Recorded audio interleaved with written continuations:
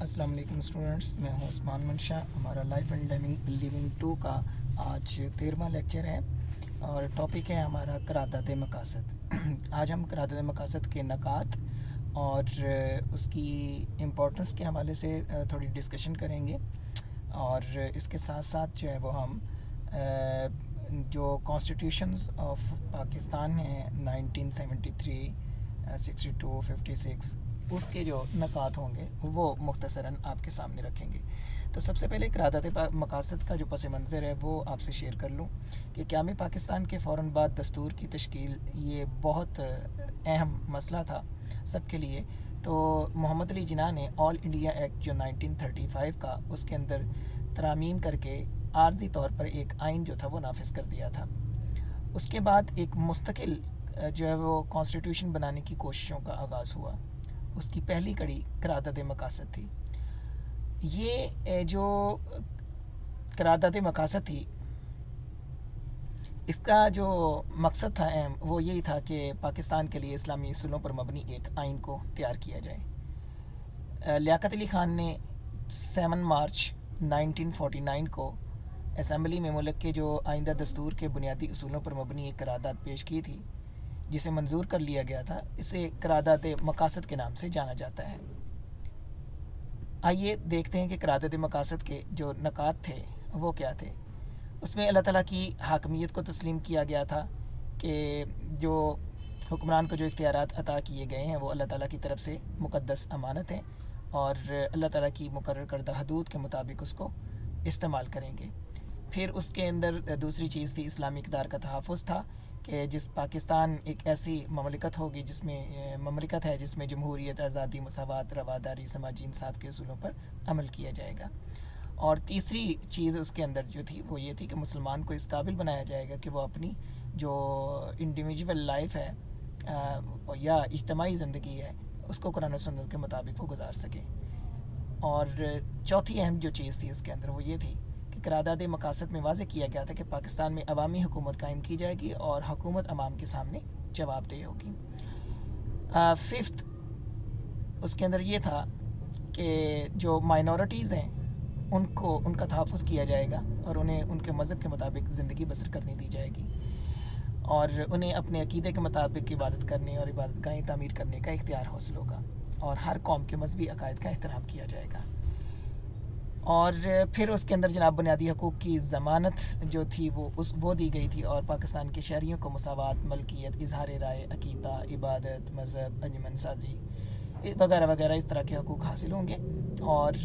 انہیں سیاسی، سماجی اور معاشی انصاف بھی فراہم کیا جائے گا۔ پھر یہ بیان کیا گیا اس کے اندر کہ پاکستان کے اندر جو فیڈرل سسٹم ہوگا وہ وفاقی نظام حکومت رائج کیا جائے گا، جس میں صوبوں کو مناسب حدود کے اندر رہتے ہوئے خود مختاری حاصل ہوگی۔ اور پھر عدلیہ کی جو آزادی پر زور دیا گیا اس کے اندر، اور اس میں یہ واضح کیا گیا کہ انتظامیہ اور باقی جتنے بھی شعبے ہوں گے ان کو عدلیہ کے میٹرز میں انٹرفیرنس کی اجازت نہیں ہوگی۔ ججوں سے حلف لیا جائے گا اور وہ ہر طرح کے دباؤ سے آزاد ہو کر فیصلہ دیں گے تاکہ عوام کو انصاف میسر آ سکے۔ پسماندہ علاقوں کی ترقی اور خوشحالی کے لیے مناسب اقدامات کرنے کے اصولوں کو تسلیم کیا گیا تھا، اور پھر اس کے بعد دفاع پاکستان کی جو ذمہ داری تھی وہ حکومت نے قبول کی تھی کہ حکومت کی ذمہ داری ہے کہ پاکستان کے دفاع کو مضبوط سے مضبوط کرے۔ اس میں بری، بحری اور ہوائی حدود کے دفاع کا انتظام بھی حکومت کو کرنا ہوگا، اور یہ ساری چیزیں حکومت کے ذمہ تھیں، اور الحمدللہ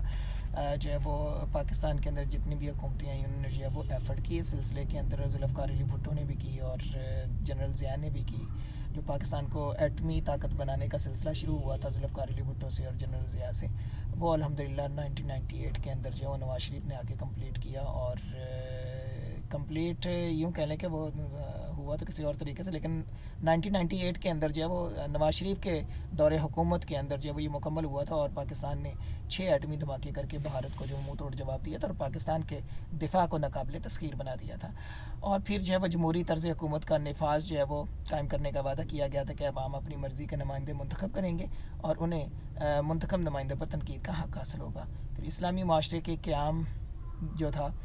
یہ ضروری تھا کہ پاکستان کا معاشرہ جو ہے وہ اسلامی ہو، اور اس بات کی ضمانت دی گئی تھی کہ پاکستان میں ایسا معاشرہ تشکیل دیا جائے گا جس میں عوام اپنی زندگیاں اسلام، قرآن اور سنت رسول کے مطابق جو وہ ان کو ڈھال سکیں گے۔ قرارداد مقاصد کی جو اہمیت کو اگر آپ دیکھیں تو بنیادی دستاویز بھی تھی یہ، اور سیکولر ریاست کے امکانات کا خاتمہ بھی تھا اس کے اندر، کیونکہ کچھ لوگ ایسے تھے جو پاکستان کو ایک لادین ریاست بنانا چاہتے تھے اور آئین سازی کے کام میں مسلسل رکاوٹیں ڈال رہے تھے۔ تو اس قرارداد نے واضح کر دیا کہ پاکستان اسلامی ملک ہو کر وہاں اسلامی طور طریقے ہی رائج ہوں گے، قرآن و سنت کی بالادستی ہوگی، معاشرتی انصاف کی ضمانت دی گئی، اقلیتوں کے تحفظ کی ضمانت، یہ وہی چیزیں جو اوپر جو وہ ڈسکس ہو چکی ہیں تقریباً۔ تو یہ اس کی امپورٹنس بھی تھی۔ اس کے بعد 1956 کا جو کانسٹیٹیوشن تھا وہ بنا، اور اس میں جو ہے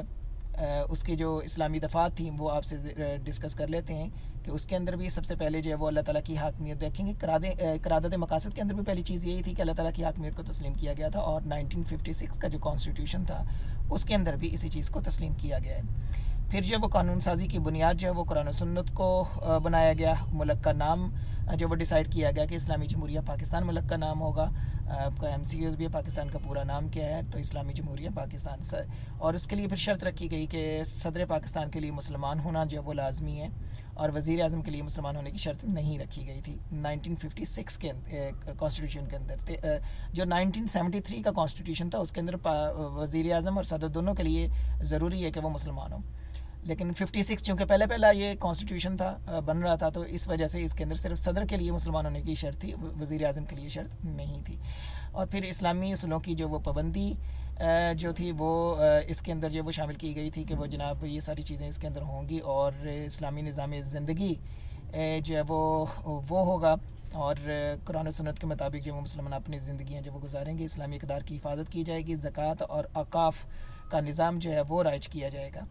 اور اسی طرح سے جو ہے وہ پاکستان کو ایک فلاحی ریاست جو ہے وہ بنایا جائے گا، اور اسلامی ممالک سے دوستانہ تعلقات قائم کیے جائیں گے، اور اقلیتوں کے حقوق کا تحفظ، یہ جیسے قرارداد مقاصد کے اندر بھی تھا، مائنورٹیز کو جو ہے وہ ڈیفینڈ کیا جائے گا، ان کے جو ہے وہ حقوق کا تحفظ کیا جائے گا، اور عبادات کی آزادی جو ہے وہ دی جائے گی مذہبی اور ثقافتی ہر لحاظ سے۔ عدلیہ کی آزادی کی بھی اس کے اندر بھی بات کی گئی کہ عدلیہ کو جو وہ آزاد رکھا جائے گا، جو ججز ہوں گے ان کے اوپر کسی قسم کا جو وہ دباؤ نہیں ہوگا، اور لوگوں کو سستا اور فوری انصاف جو وہ مہیا کیا جائے گا، ناخواندگی کا خاتمہ کیا جائے گا، تعلیم کا جو معقول بندوبست ہوگا، اور یہ تعلیم مفت اور لازمی ہوگی، اور بالغ لوگوں کو بھی تعلیم دینے کا معقول جو وہ بندوبست کیا جائے گا، ایسا 1956 کے کانسٹیٹیوشن کے اندر موجود تھا، اور پھر قرآن پاک کی تعلیم کو بھی لازمی قرار دیا گیا۔ سود کا جو خاتمہ تھا اس کے لیے ممکن جو ہے وہ اقدامات کیے جائیں گے، ٹھیک ہے جی۔ پھر ایسا ہوا کہ 1956 کا جو کانسٹیٹیوشن تھا یہ جو تھا پاکستان کو اسلامی مملکت بنانے کے لیے بہت ساری چونکہ اس میں دفعات شامل کی گئی تھیں، تو لیکن یہ آئین صرف 2 برس 7 ماہ نافذ رہا۔ اس کے بعد 8 اکتوبر 1958 کو جنرل ایوب نے اس کو جو ہے وہ کینسل کر دیا تھا، اور ملک کے اندر پہلا مارشل لا نافذ کر دیا تھا۔ MCQs ہے، آپ کا شارٹ کویسچن ہے، اسے نوٹ کیجئے گا، ٹھیک ہے جی۔ اور 1962 کا آئین تھا، اس کے اندر بھی تقریباً وہی چیزیں ہیں۔ سب سے پہلے آپ دیکھ لیں کہ اللہ تعالیٰ کی حاکمیت ہے، پھر ملک کا نام ہے، صدر کا مسلمان ہونا ہے، اور اس کے ساتھ ساتھ جو وہ قرآن اور اسلامیات کی تعلیم کو جو وہ لازمی قرار دیا گیا ہے، اور پاکستان کو اسلامی فلاحی ریاست بنانے کی بات کی گئی ہے، اسلامی ممالک سے دوستانہ، تقریباً وہی چیزیں ہیں جو 1956 کے کانسٹیٹیوشن کے اندر موجود تھیں۔ پھر جناب زکوٰۃ اور اوقاف کا نظام جو ہے وہ سود کا خاتمہ اس کے اندر بھی تھا، اس کے اندر بھی موجود ہے، غلطیوں سے پاک قرآن مجید کی اشاعت۔ تو یہ جو تینوں کانسٹیٹیوشن ہیں ان کے اندر تقریباً ایک جیسی ہی چیزیں موجود ہیں، تھوڑے سے ڈفرینس کے ساتھ۔ 56 کے اندر بھی، 62 کے اندر بھی عدلیہ کی آزادی آپ دیکھنی ہے، اس کے اندر بھی